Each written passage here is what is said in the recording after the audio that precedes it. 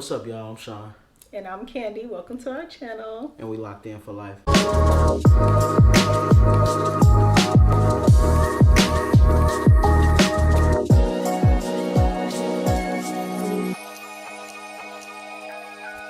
Alright, now today we're going to be playing Agree to Disagree.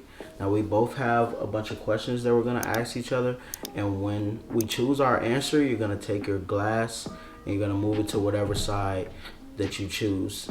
This is kind of a twist on the one that we've been seeing. We saw that this video has been like becoming like a trend and stuff like that. But they're doing like empty glasses, but we're going to take a drink before and then put our cup where we agree or disagree. And we're drinking alcohol, so y'all stay tuned. Yeah. Maybe it might get a little spicy. Is it okay to have secrets in a relationship?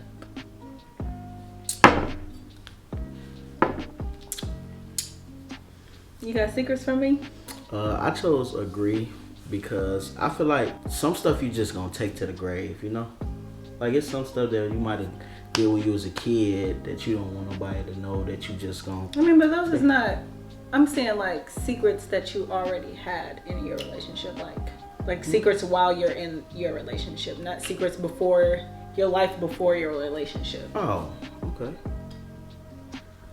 Like secrets you have while you're in a relationship, not secrets like because it don't matter what you did before, like, you know, that shouldn't matter because y'all wasn't together, you know. Right. So I put disagree because I don't think you should have secrets while you're in a relationship. Is it okay to have friends of the opposite sex?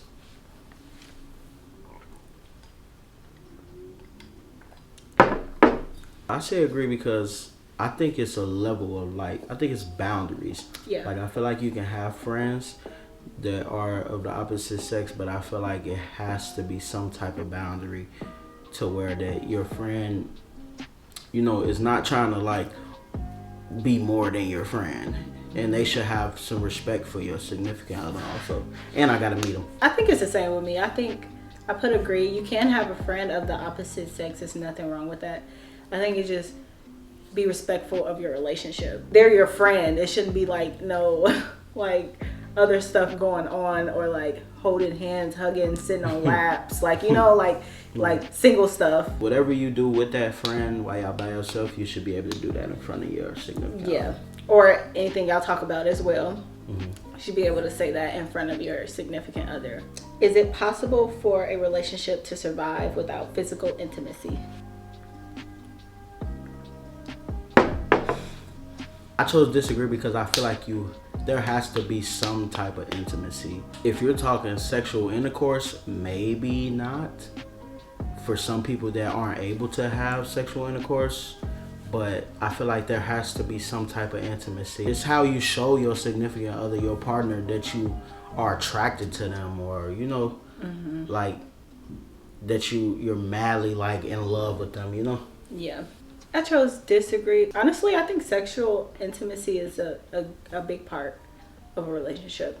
Not saying it's the most important part, because it's not, but physical intimacy and sexual intimacy, it's feeling wanted by your partner, knowing you're still wanted. I think a relationship could survive, honestly, without it. It depends on who you are. Right. People have to have similar personalities to be compatible in a relationship.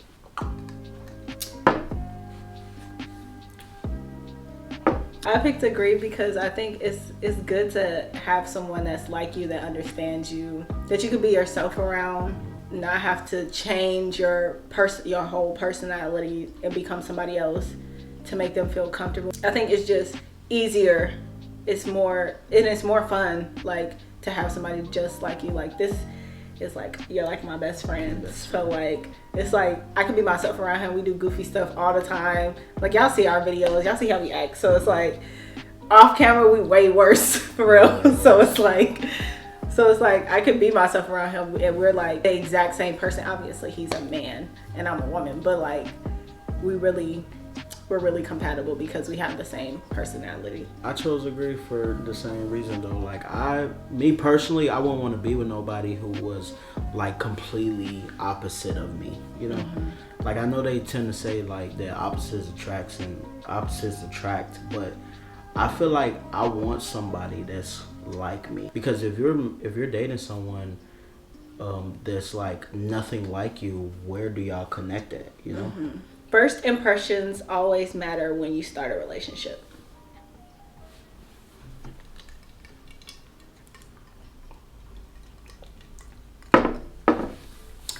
I chose agree because I feel like the first time you meet somebody should be like, it should be like, you know, if you're writing a book, you want to have like an attention grabber. You know, I feel like that's how it should be when you meet somebody. It should be like the big boom, like that makes somebody really feel like they can see themselves dating you, or even like putting you into their life, whether that's a friend or anything, you know? Yeah, show them like the best side that you have, but also keep that same energy throughout your relationship. Like, don't show them the best side and then become like this bad person. And then like they're like, dang, you wasn't like this when we was dating, you know? Right. When we first started dating. But like, be the same person throughout the whole relationship. And then it'll be fun. Yeah. You and your partner should have the passwords to each other's social medias.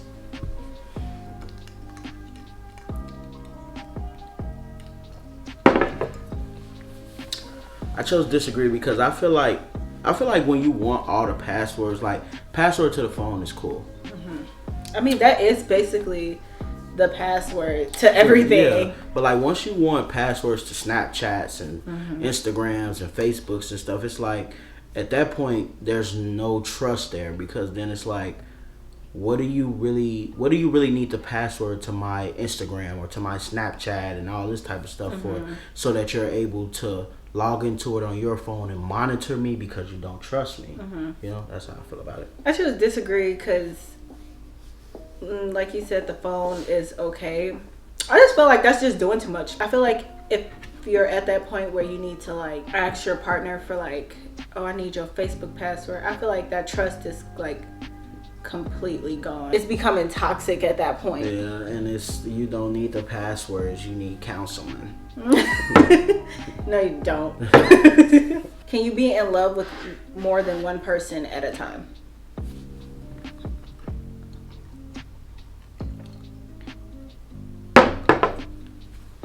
I strongly disagree. You seem like you hesitated a little bit. No, I was trying to make sure I heard the question right. I don't think you can be.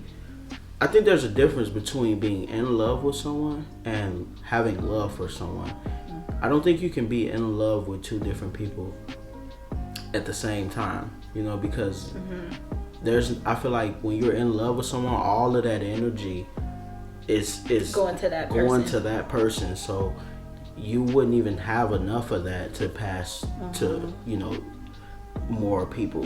I disagree because like you said, you can't give all of your energy to two people. Like you're only one person. You should test drive the car before you buy it. Why you hesitate? I'm gonna sit mine in the middle, y'all, because I feel like I disagree, because I feel like you don't have to, and it's not like a make or break. Because if a person is not that good at, you know, sexual intercourse and stuff like that, that is something that can be, you know, improved. Yeah. But I agree to it. Nah, I disagree, y'all. I ain't even gonna lie. There's always room for improvement. I said disagree because I don't think that's something that should make or break your relationship. Like you said, it can improve. You can improve. Like, everybody can improve. It just, you got to be willing to have that conversation though, to be like, I ain't like it. Right. Especially for women, like women be holding back if you don't like it, just say that though. Is it okay for couples to post a lot about their relationship on social media?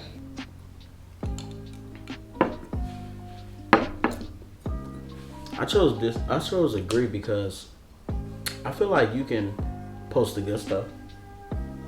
I feel like the bad stuff you shouldn't post, but I agree that Okay, I'm put in the middle then. Okay. Depends on what you post. Yeah, it all depends on what you post. Like, you should never, get in a fight or, an argument with your partner and run to social media and bash them. Never. You know? Come in close. Timestamp this. Come in close. Y'all will never see us like on social media like arguing. And I promise y'all, like, we don't even we rarely we don't argue. No, we don't. Like, we don't argue. Y'all will never see us argue, never hear about us arguing because we really don't argue. Yeah, and we are big believers on having a conversation and communication. Mm-hmm. And what happens in a relationship stays in a relationship. Good looks are better than a good personality.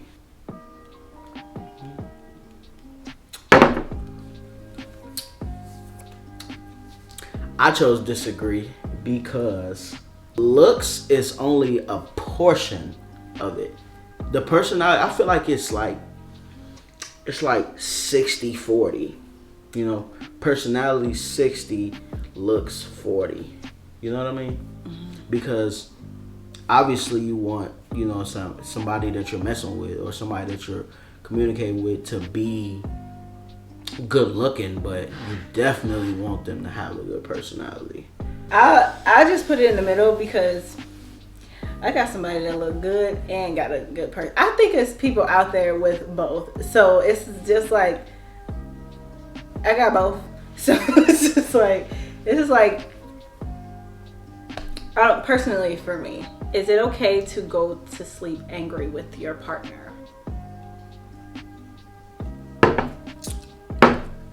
I chose disagree because no, it's not okay. Yes, I do it sometimes, and I'm gonna be honest. I do think that it is not okay, because communication, like, you should be able to. I'm speaking for me personally, y'all. I should be able to communicate what I'm thinking and how I'm feeling and stuff like that. But I'm getting better at it. And that's why I feel like it's not okay. I put it in the middle because sometimes sometimes you're unable to talk at that moment at nighttime. Like at that moment, maybe you're just too angry or it's just not getting anywhere. So you wake up in the morning and try again. Do you believe that everyone has a soulmate? I think everybody has their person. You want to know something? I didn't used to believe this. I didn't used to believe that a soulmate was real. I didn't used to believe there was a person out there specifically for you. But I feel like everyone has their person, Mm-hmm. Now their person might need some adjusting and adjustments. But I feel like everyone has someone out there who they might want to spend the rest of their life with, but you gotta keep looking. Do you think you should test drive living with someone before marriage? Absolutely. Yeah, you need to know if they can clean, if they if they're a dirty person, if they take good care of their hygiene and all that type of stuff. If somebody irritates you, if you're going to be marrying them, you need to know if you can live with that person, be around that person 24/7. You might not like having a roommate. Yeah, you might not like living with that person for, the rest of your life. Facts. So if y'all like this video, I need y'all to like, comment, subscribe, and guess what? We on our way to 100 subs. Make sure y'all stay tuned because we are doing a giveaway when we hit 100 subs. On this road to 100K, y'all. Like, comment, subscribe. Thanks for watching. Peace.